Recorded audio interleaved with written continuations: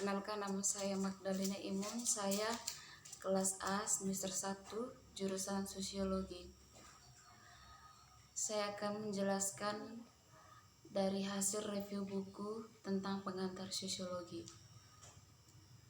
Sosiologi berasal dari bahasa Latin, yaitu socius yang berarti kawan, teman, sedangkan logos berarti ilmu pengetahuan. Jadi, sosiologi adalah ilmu pengetahuan tentang masyarakat. Masyarakat adalah sekelompok individu yang mempunyai hubungan, memiliki kepentingan bersama, serta memiliki budaya. Sosiologi pembelajaran masyarakat, perilaku masyarakat, dan perilaku masyarakat dengan perilaku kelompok yang dibangunnya. Kelompok tersebut mencakup keluarga, suku bangsa, dan berbagai organisasi politik, ekonomi, dan sosial.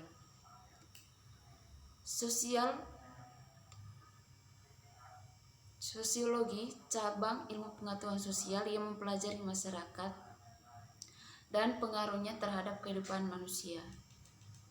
Sebagai cabang ilmu, sosiologi dicetus pertama kali oleh para ilmuwan Prancis, yaitu Bapak Auguste Comte. Comte kemudian dikenal sebagai Bapak Sosiologi. Namun demikian, sejarah mencatat bahwa Emile Durkheim, ilmuwan sosial Prancis, yang kemudian berhasil melembagakan sosiologi sebagai disiplin akademis. Sosiologi merupakan sebuah istilah yang berasal dari kata Latin atau socios yang artinya teman, dan logos dari kata Yunani yang berarti cerita, lamaran. Pertama kali dalam buku yang berjudul Cours de Philosophie Positive karangan Auguste Comte mulai dari tahun 1798 sampai 1857. Sosiologi muncul sejak ratusan bahkan ribuan tahun yang lalu. Namun, sosiologi juga sebagai ilmu yang mempelajari masyarakat baru lahir kemudian di Eropa. Sejak awal Masehi hingga abad ke-19, Eropa dapat dikatakan menjadi pusat tumbuhnya peradaban dunia. Para ilmuwan ketika itu mulai menyadari bahwa mempelajari kondisi dan perubahan sosial. Para ilmuwan itu berupaya membangun suatu teori berdasarkan ciri-ciri hakiki masyarakat pada tiap tahap peradaban manusia. Dalam buku itu, Comte menyebutkan ada 3 tahapan perkembangan intelektual, yang masing-masing merupakan perkembangan dari tahap sebelumnya. 3 tahapan itu, yang pertama,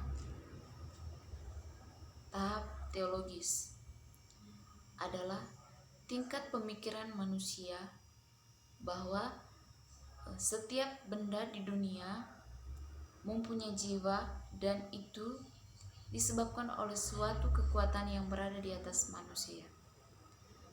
Yang kedua, tahap metafisis.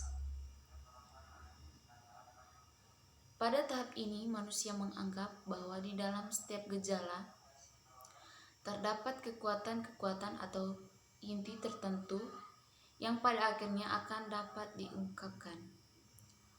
Oleh karena adanya kepercayaan bahwa setiap cita-cita terkait pada suatu realitas tertentu dan tidak ada usaha untuk menemukan hukum-hukum yang seragam atau yang bervariasi.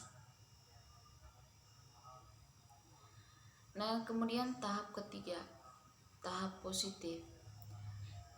Tahap ini adalah tahap di mana manusia sudah mulai berpikir secara ilmiah. Comte kemudian membedakan antara sosiologi statis dan sosiologi dinamis.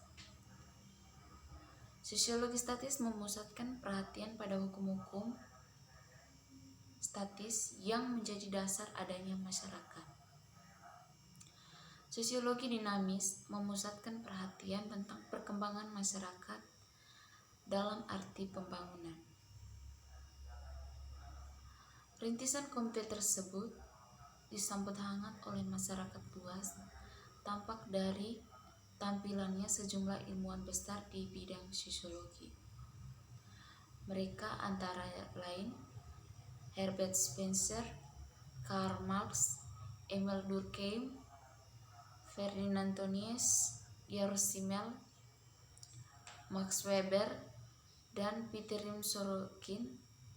Nah, semuanya berasal dari Eropa. Masing-masing mereka berjasa besar dalam menyumbangkan beragam pendekatan pembelajaran masyarakat yang amat berguna untuk perkembangan sosiologi. Herbert Spencer memperkenalkan pendekatan analogi organik yang memahami masyarakat seperti tubuh manusia sebagai suatu organisasi yang terdiri atas bagian-bagian yang tergantung satu sama lain. Karl Marx memperkenalkan pendekatan materialisme dialektis yang menganggap konflik antar kelas sosial menjadi intisari perubahan dan perkembangan masyarakat. Emil Durkheim memperkenalkan pendekatan fungsionalisme yang berupaya menelusuri fungsi berbagai elemen sosial sebagai pengikat sekaligus pemeliharaan keteraturan sosial. Max Weber memperkenalkan pendekatan Verstehen atau pemahaman yang berupaya menelusuri nilai, kepercayaan, tujuan, dan sikap yang menjadi penuntun perilaku manusia.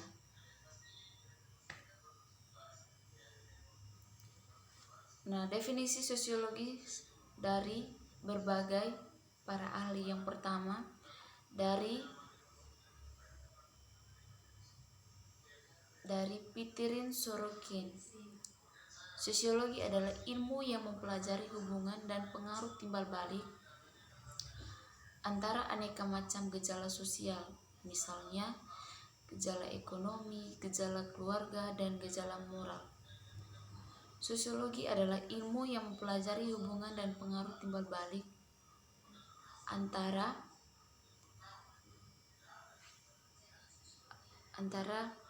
gejala non-sosial. Dan yang terakhir, sosiologi adalah ilmu yang mempelajari ciri-ciri umum semua jenis gejala-gejala sosial lain. Yang kedua dari Rocek dan Warren.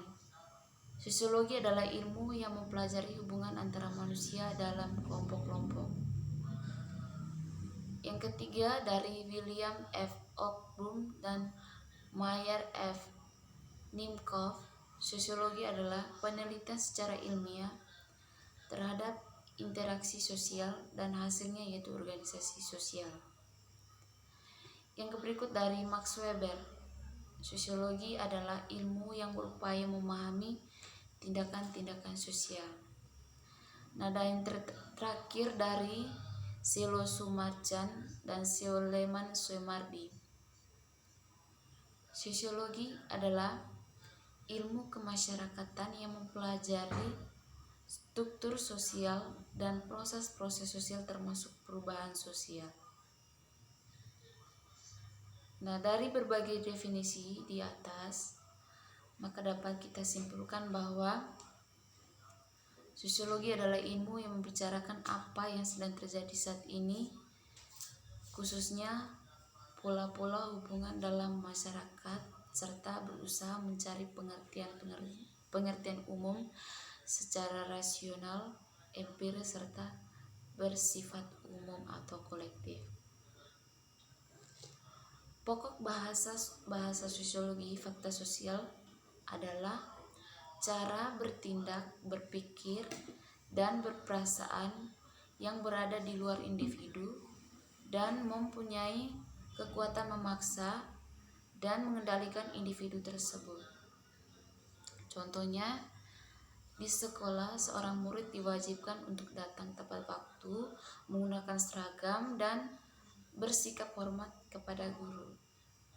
Nah, kewajiban-kewajiban tersebut dituangkan ke dalam sebuah aturan dan memiliki sanksi tertentu jika dilanggar. Nah, kemudian tindakan sosial. Tindakan sosial adalah suatu tindakan yang dilakukan dengan mempertimbangkan perilaku orang lain. Contohnya, menanam bunga untuk kesenangan pribadi bukan merupakan tindakan sosial, tetapi menanam bunga untuk keikutsertakan dalam sebuah lomba sehingga mendapatkan perhatian orang lain merupakan tindakan sosial.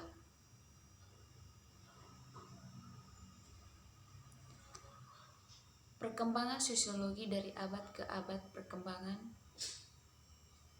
sosiologi, banyak ilmuwan-ilmuwan besar pada zaman dahulu seperti Socrates, Plato, dan Aristoteles beranggapan bahwa manusia berbentuk begitu saja tanpa ada yang bisa mencegah masyarakat mengalami perkembangan dan kemunduran. Pendapatan itu kemudian ditegaskan lagi oleh para pemikir di abad pertengahan seperti Agustinus, Ibnu Sina, dan Thomas Aquinas. Mereka berpendapat bahwa sebagai makhluk hidup yang fana, manusia tidak bisa mengetahui apalagi menentukan apa yang akan terjadi dengan masyarakat. Pertanyaan dan pertanggungjawaban ilmiah tentang perubahan masyarakat belum terpikirkan pada masa ini. Sekian dan terima kasih.